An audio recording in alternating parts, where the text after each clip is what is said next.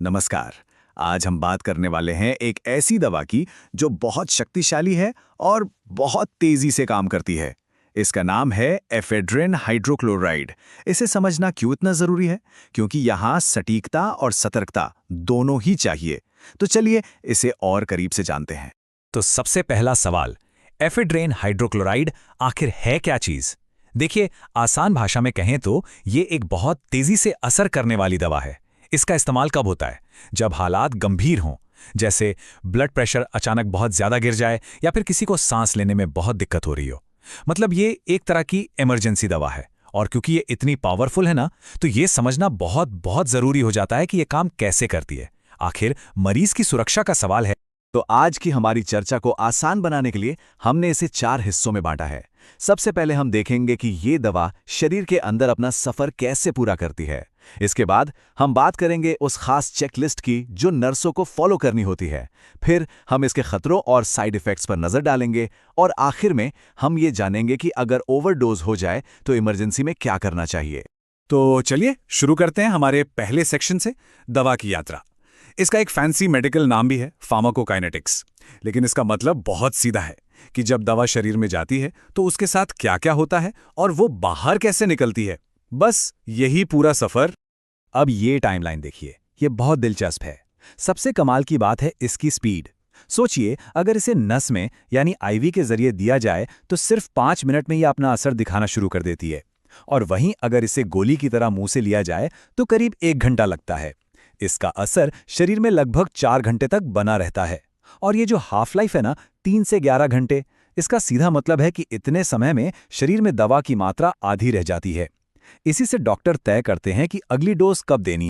अच्छा, तो ये दवा शरीर से बाहर कैसे निकलती है? इसका प्रोसेस भी काफी सीधा है।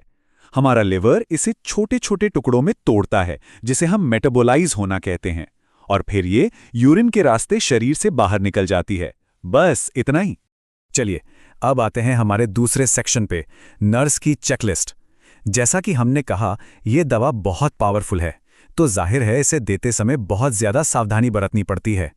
इसके लिए एक बहुत ही सख्त प्रोटोकॉल बनाया गया है ताकि मरीज पूरी तरह सुरक्षित रहे।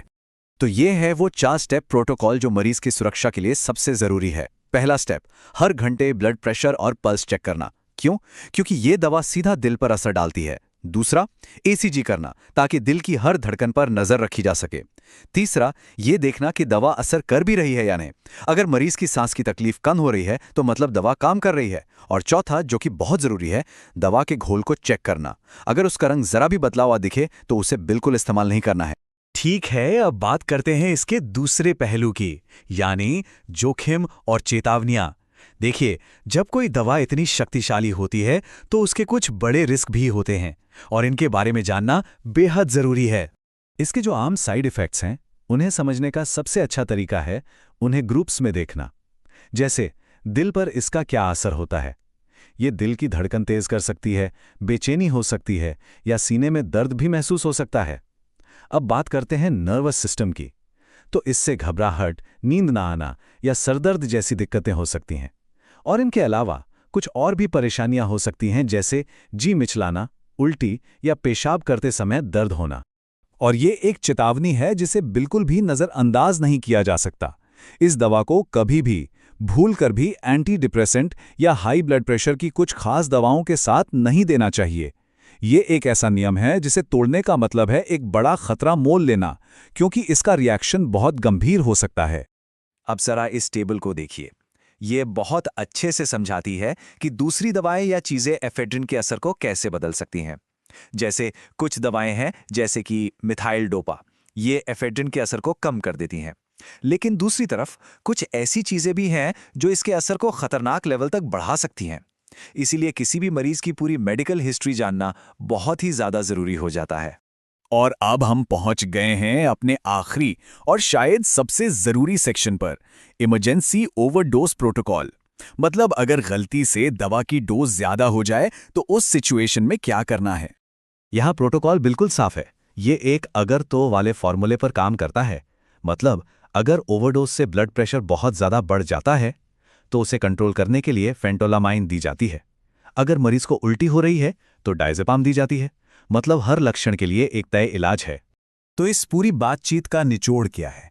देखिए, एफेड्रिन एक बहुत ही काम की और शक्तिशाली दवा है, इसमें कोई शक नहीं। लेकिन ये एक दो-धारी तलवार की तरह है। इसका फायदा तभी उठाया जा सकता है जब हम पूरी तरह से सतर्क रहें। मतलब लगातार निगरानी और इसके हर एक जोखिम की गहरी समझ होना, ये दोनों चीजें बेहद जरूरी हैं। और आखिर में मैं एक सवाल के साथ इस चर्चा को समाप्त करना चाहूंगा। आज की मेडिकल साइंस में हम इन तेज और शक्तिशाली दवाओं से मिलने वाले फायदों और उनके साथ आने वाले गंभीर खतरों के बीच ये संतुलन कैसे बनाते हैं? ये एक बहुत बड़ा सवाल है जिस पर मेडिकल की दुनिया में लगातार सोचा जाता है।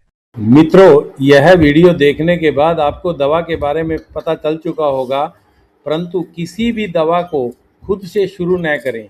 डॉक्टर की सलाह से ही हमेशा दवा लें। वीडियो अच्छा लगे तो लाइक और सब्सक्राइब और शेयर जरूर करें ताकि ये जानकारी दूसरों तक भी पहुंच सके। धन्यवाद।